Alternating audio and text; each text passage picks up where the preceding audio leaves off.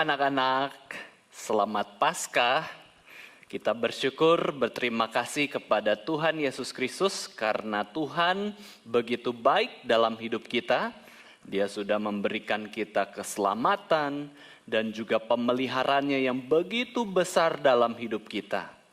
Anak-anak, Pak Marvin pada hari ini akan bercerita dengan judul Kebangkitan Tuhan Yesus yang memberi harapan. Kebangkitan Tuhan Yesus yang memberi apa anak-anak? Harapan. Mari kita sama-sama berdoa terlebih dahulu sebelum kita mendengarkan firman Tuhan. Semua tutup matanya, lipat tangan dan kita akan berdoa. Tuhan Allah Bapa kami yang di surga, kami bersyukur Tuhan di hari Paskah ini kami boleh sama-sama beribadah, kami boleh sama-sama memuji nama Tuhan dan juga mendengarkan firman Tuhan. Terima kasih Tuhan, Engkau adalah Allah yang baik, yang memberi kami kesehatan, yang memberi kami kesempatan untuk boleh beribadah kepada Tuhan. Kiranya Tuhan memberikan kami ketenangan supaya kami bisa belajar firman Tuhan dengan baik. Di dalam nama Tuhan Yesus Kristus, Tuhan dan Juru Selamat kami yang hidup, kami sudah berdoa. Amin. Anak-anak, apa artinya harapan? Apa ya harapan itu? Nah, Pak Marvin kasih tahu ya. Harapan adalah sebuah keinginan yang kita miliki agar terjadi di dalam kehidupan kita. Jadi, yang namanya harapan adalah sebuah keinginan yang dimiliki oleh Pak Marvin, yang dimiliki oleh anak-anak dan guru-guru dan banyak orang. Harapan itu sebuah keinginan yang kita miliki supaya terjadi di dalam kehidupan kita, supaya menjadi kenyataan. Hari ini kita memperingati hari apa? Hari Paskah. Ya, hari Paskah itu apa sih anak-anak? Hari Paskah itu adalah hari kebangkitan Tuhan Yesus Kristus. Nah, hari kebangkitan Tuhan Yesus Kristus adalah hari di mana harapan para murid-murid Yesus itu terjadi. Ya, harapan para murid Yesus terkabul. Karena apa? Karena waktu Tuhan Yesus mati di atas kayu salib, para murid begitu sedih dan para murid ingin agar bisa ketemu Tuhan Yesus lagi. Tuhan Yesus yang masih hidup. Para murid ingin ngobrol sama Tuhan Yesus lagi, ingin mendengarkan firman Tuhan lagi, dan juga para murid ingin dekat dengan Tuhan Yesus Kristus. Maka ketika Tuhan Yesus mati, mereka sedih, mereka ingin agar Tuhan Yesus hidup, dan harapan mereka terjadi. Maka disebutlah hari Paskah, yaitu hari kebangkitan Tuhan Yesus Kristus. Mereka memperoleh harapannya, dan ketika Tuhan Yesus bangkit, sebenarnya harapan mereka juga diberikan harapan yang baru ya. Mereka diberikan harapan yang baru dari Tuhan, yaitu harapan akan hidup yang kekal. Nah, anak-anak, Pak Marvin ingin cerita tentang kebangkitan Tuhan Yesus Kristus. Jadi, kita sudah tahu ya, bahwa Tuhan Yesus Kristus adalah Tuhan yang menjelma jadi manusia hidup di dalam dunia ini. Dan dia disalibkan, kemudian mati pada waktu dia berumur 33,5 tahun. Waktu itu Tuhan Yesus menderita. Dia banyak dilukai oleh orang-orang. Dia dipukuli, dia diludahi, kemudian dia juga dicambuk anak-anak punggungnya. Dan akhirnya dia membawa kayu salib ke Bukit Golgota. Akhirnya Tuhan Yesus di sana dibaringkan di atas kayu salib.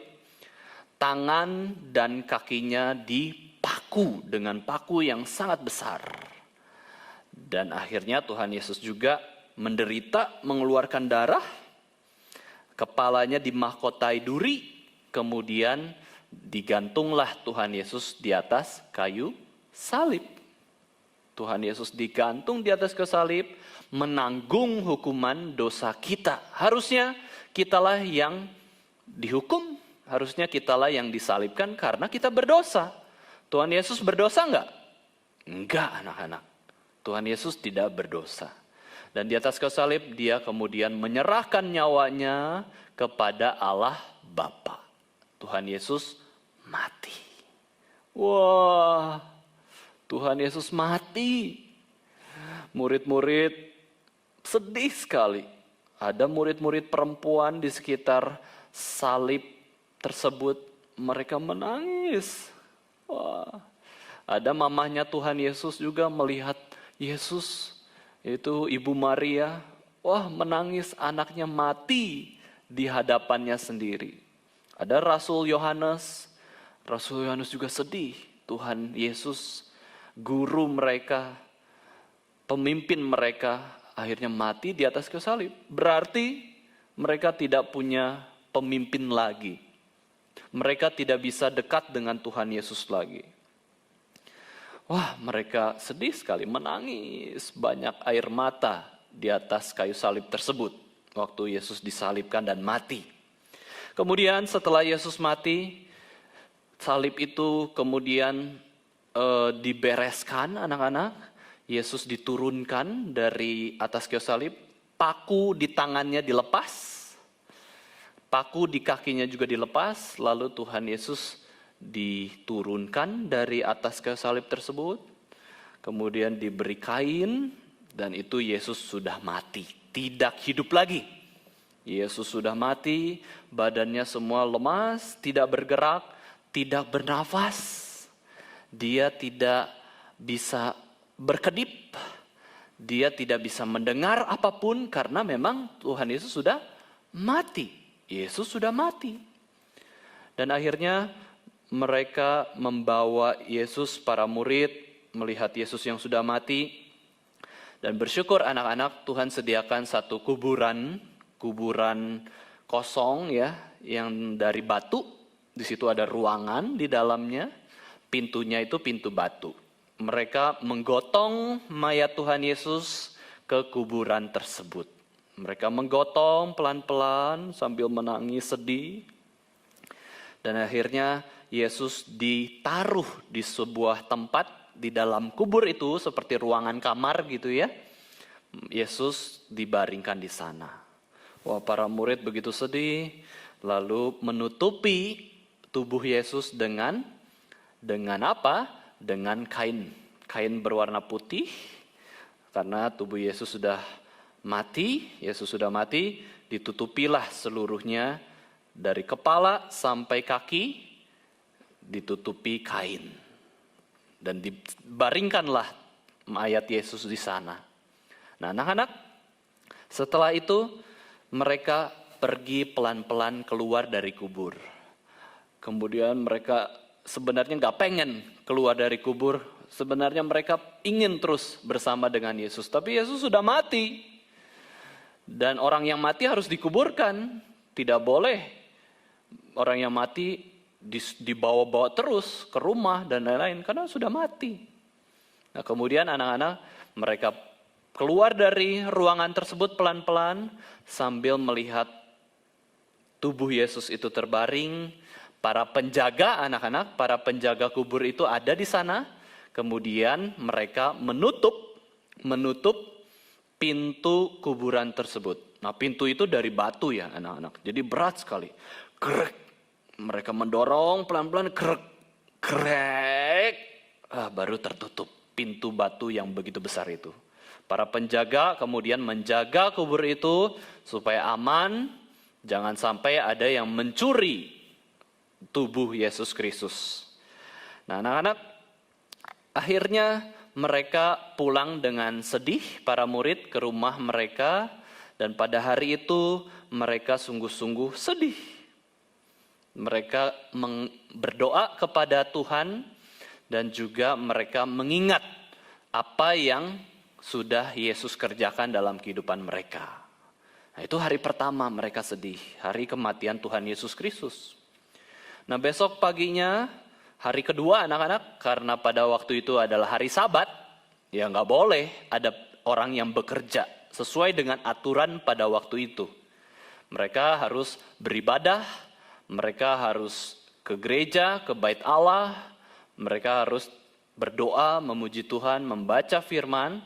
Mereka tidak boleh mengerjakan suatu pekerjaan apapun, sehingga mereka tidak bisa ke kuburan Tuhan Yesus Kristus.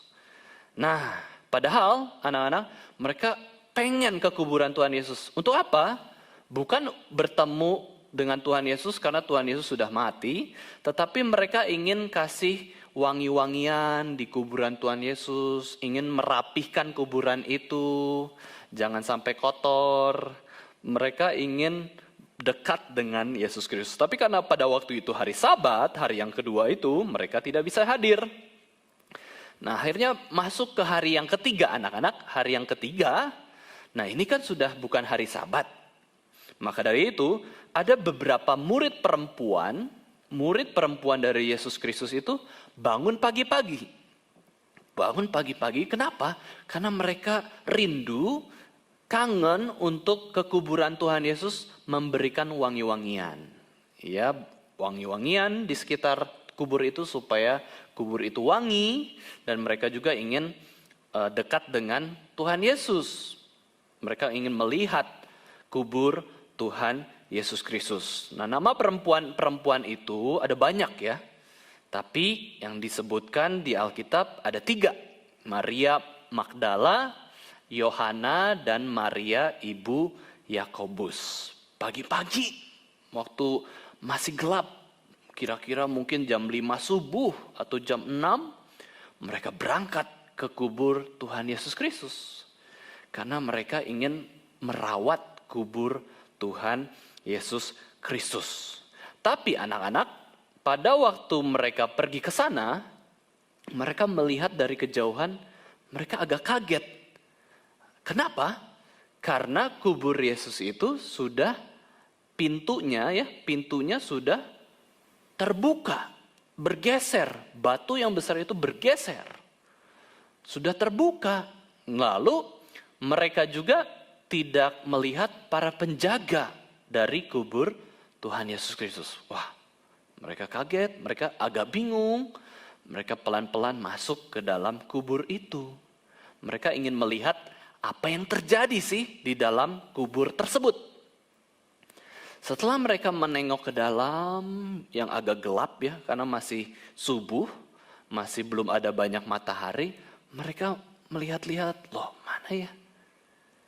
Kok gelap sekali? Terus mereka mulai dekati tempat pembaringan tubuh Yesus yang sudah mati. Sebelum mereka menutup kubur itu, mereka dekati.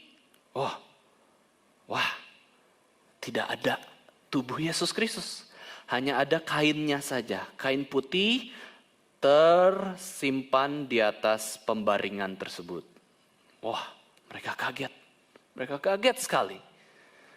Mana penjaganya? Mana tubuh Yesusnya?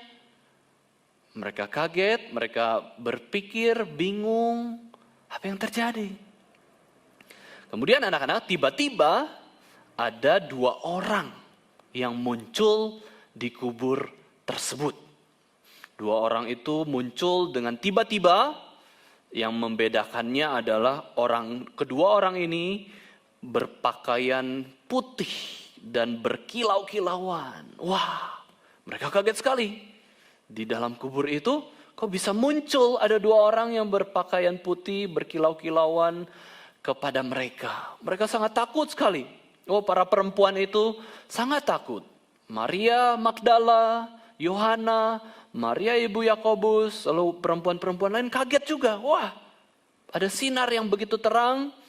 Dan di situ mereka menundukkan diri, tidak berani melihat kedua orang tersebut. Kemudian anak-anak, apa yang dikatakan oleh kedua orang tersebut? Mereka bertanya kepada perempuan-perempuan itu. Kenapa kamu mencari dia yang hidup di antara yang sudah mati? Wah, mereka mendengar. Kenapa kita mencari dia yang hidup di antara yang sudah mati? Maksudnya siapa? Maksudnya Yesus Kristus. Itu di dalam hati mereka ya. Kemudian dua orang ini melanjutkan perkataannya, anak-anak. Dia melanjutkan bahwa kamu harus ingat perkataan Tuhan Yesus dulu. Bahwa dia itu adalah anak manusia yang akan diserahkan kepada orang-orang berdosa. Dia akan disalibkan, tetapi akan bangkit pada hari yang ketiga. Dia akan bangkit pada hari yang ketiga. Tenanglah, dia sudah bangkit. Dia tidak mati, Yesus sudah bangkit. Kamu harus percaya. Wah, anak-anak, ketika para murid perempuan itu mendengar tentang kalimat tersebut, mereka ingat, oh iya, Tuhan Yesus memang pernah katakan waktu dia hidup bahwa dia akan disalibkan, mati, dan angkat bangkit pada hari yang ketiga. Ini hari apa? Ini hari ketiga. Maka Yesus sudah bangkit. Wah, setelah itu mereka pergi dari kubur tersebut. Kedua orang itu juga sudah tidak ada. Mereka kembali dari kubur tersebut ke rumah mereka. Lalu cepat-cepat mereka menceritakan kejadian tersebut kepada ke-11 rasul. Ya, rasul-rasul Tuhan Yesus Kristus. Lalu kepada para murid-murid yang lain. Mereka ceritakan kepada Rasul Petrus, Rasul Yohanes, Rasul yang lain. Mereka ceritakan anak-anak bahwa ada waktu kami berkunjung ke kubur Tuhan Yesus, kubur Yesus sudah kosong. Tuhan Yesus sudah bangkit. Ada malaikat Tuhan yang memberitakan bahwa Tuhan Yesus itu bangkit dari kematian. Yesus hidup. Penjaga tidak ada. Pintu kubur itu sudah tergeser, terbuka, dan tidak ada Tuhan Yesus di sana. Karena Tuhan Yesus sudah bangkit. Wah, ini adalah kabar yang sukacita. Harapan mereka terkabul. Karena mereka berharap memang Tuhan Yesus tetap hidup, jangan mati. Kemudian para rasul berpikir, apa ini ibu-ibu ini ya? Apa ini cerita apa ini? Masa Yesus sudah mati? Pada hari yang ketiga, dia bisa bangkit. Padahal sudah mati. Para rasul berpikir. Dan akhirnya ada satu rasul yang paling cepat berespons. Paling cepat melakukan sesuatu. Yaitu Rasul Petrus. Dia bangun. Dia lari anak-anak. Dia lari ke kubur Tuhan Yesus dengan cepat. Dan akhirnya ketika menengok ke dalam. Wah, memang sudah tidak ada Yesus. Dia hanya melihat kain saja di atas pembaringan tempat Tuhan Yesus berbaring. Wah, Petrus bertanya-tanya dalam hatinya. Wah, betulkah Yesus bangkit? Ya, kesaksian dari para perempuan, cerita dari perempuan-perempuan, murid-murid Tuhan Yesus itu benar. Dan akhirnya anak-anak, Petrus kembali berkumpul dengan para murid. Dan dia mulai semakin beriman kepada Tuhan dan dia berdoa. Dan dia berdoa supaya dia semakin percaya kepada Tuhan Yesus Kristus yang sudah bangkit dari kematian. Dan anak-anak, Yesus Kristus sudah bangkit dari kematian. Itulah makna Paskah. Yesus mengalahkan kuasa maut. Yesus tidak mati lagi. Yesus bangkit. Dan dia sudah ada di surga. Nah, anak-anak, ketika kita melihat bahwa Tuhan Yesus sudah bangkit, itu merupakan harapan bagi kita semua. Harapan apa anak-anak? Yaitu ketika kita melihat Yesus yang bangkit dari kematian, Yesus memberikan harapan bahwa kita pun suatu hari nanti ketika mati, kita pun akan dibangkitkan. Dan kita juga bisa bertemu dengan Tuhan Yesus di surga. Kita tidak mati selamanya. Kita pun bisa bangkit. Itulah kebangkitan Yesus yang memberi harapan. Harapan akan kebangkitan kita juga. Kemudian Yesus juga memberi harapan apa di dalam kebangkitannya? Yesus memberikan jaminan yang pasti, kepastian bahwa kita pun akan masuk ke dalam surga. Kita akan bertemu dengan Tuhan Yesus Kristus di surga, dan kebangkitan Yesus juga membuat kita memiliki harapan, yaitu apa yang kita lakukan di dalam Alkitab, ya, untuk taat firman Tuhan, untuk mengenal Tuhan, itu kita percaya bahwa apa yang kita lakukan itu tidak sia-sia. Karena kita menyembah Tuhan Yesus yang hidup, bukan Tuhan Yesus yang mati. Itulah kebangkitan Yesus yang memberikan kita harapan yang begitu indah. Nah, anak-anak, Pak Marvin ingin ajak kita semua untuk kembali memikirkan dan juga beriman kepada Tuhan Yesus Kristus. Mari kita sama-sama mengasihi Tuhan Yesus Kristus. Mari kita sungguh-sungguh taat kepada firman Tuhan. Berjanjilah anak-anak untuk menjadi murid Yesus yang setia. Berkata-katalah dalam hati kita, aku mengasihi Tuhan Yesus. Aku percaya Tuhan Yesus Kristus. Aku sayang Tuhan Yesus. Tuhan Yesus mau jadi manusia, mau menderita, mau mati di atas kayu salib, dan juga bangkit pada hari yang ketiga, memberikan kita keselamatan dan juga pengharapan yang besar di dalam Tuhan. Mari kita juga berjanji supaya kita jadi anak Tuhan yang baik, yang rajin berdoa, rajin membaca firman Tuhan, meskipun kalian masih anak-anak, mungkin masih ada yang belajar membaca, belum ada yang belum bisa membaca, tapi coba dengarkan firman Tuhan setiap kita sekolah minggu. Ya, minta ampun atas segala dosa-dosa yang sudah kita perbuat. Mau ya anak-anak? Mari kita sama-sama berdoa. Semua tutup mata, lipat tangan, kita akan berdoa. Tuhan Yesus yang baik, terima kasih Tuhan. Pada hari ini kami boleh mendengarkan firman Tuhan tentang kebangkitan Tuhan Yesus yang memberi harapan kepada kami semua. Terima kasih Tuhan, Engkau adalah Allah yang hidup, Allah yang mengasihi kami, dan Allah yang senantiasa memberikan pengharapan dalam hidup kami. Ketika kami dalam kesulitan, ketika kami dalam sakit, Tuhan senantiasa memberikan kekuatan kepada kami untuk memperoleh segala kebaikan, untuk memperoleh segala kesembuhan. Terima kasih Tuhan, Engkau begitu baik.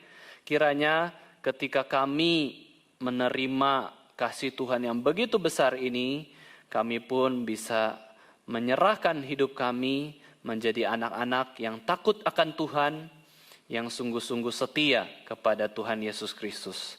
Terima kasih Tuhan untuk hari ini, untuk firman Tuhan yang boleh kami dengar. Di dalam nama Tuhan Yesus Kristus, Tuhan dan Juru Selamat kami yang hidup, kami sudah berdoa. Amin.